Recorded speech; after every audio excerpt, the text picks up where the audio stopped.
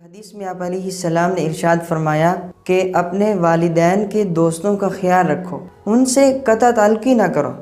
ایسا نہ ہو کہ تم ان سے قطع تعلقی کرنے کی وجہ سے اللہ تعالیٰ تمہارا نور بجھا دے۔ اب اندازہ لگائیں کہ اس حدیث میں والدین کے جو دوست ہیں ان کا خیال رکھنے کو کہا گیا ہے، تو سوچنے کی بات ہے کہ کیا ہم والدین کی عزت کرتے ہیں؟ والدین کے دوستوں کی تو کیا کرنی، خود ماں باپ کی عزت کرتے ہیں۔ ایک روایت سنیں، آپ علیہ السلام نے ارشاد فرمایا کہ سب سے بڑا گناہ یہ ہے کہ آدمی اپنے ماں باپ پر لعنت بھیجے۔ عرض کیا گیا کہ یا رسول اللہ، بھلا کوئی آدمی اپنے ماں باپ پر کیسے لعنت بھیج سکتا ہے؟ آپ علیہ السلام نے ارشاد فرمایا کہ وہ اس طرح کہ ایک آدمی دوسرے کے ماں باپ کو برا بھلا کہے تو وہ اس کے ماں باپ کو برا بھلا کہے گا۔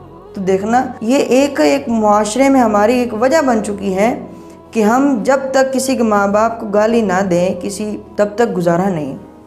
بھائی، اس زندگی سے نکلنا پڑے گا۔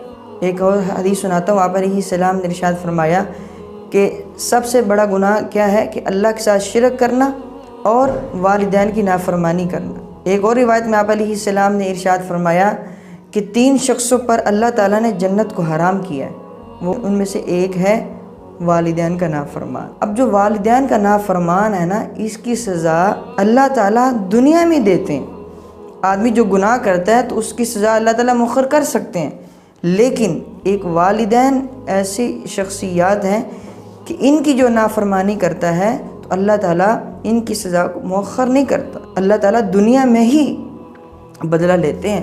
تو خدا را اپنے ماں باپ کی عزت کریں، اپنے ماں باپ کو سینے سے لگائیں، ان سے محبت کریں، ان سے تعلق رکھیں۔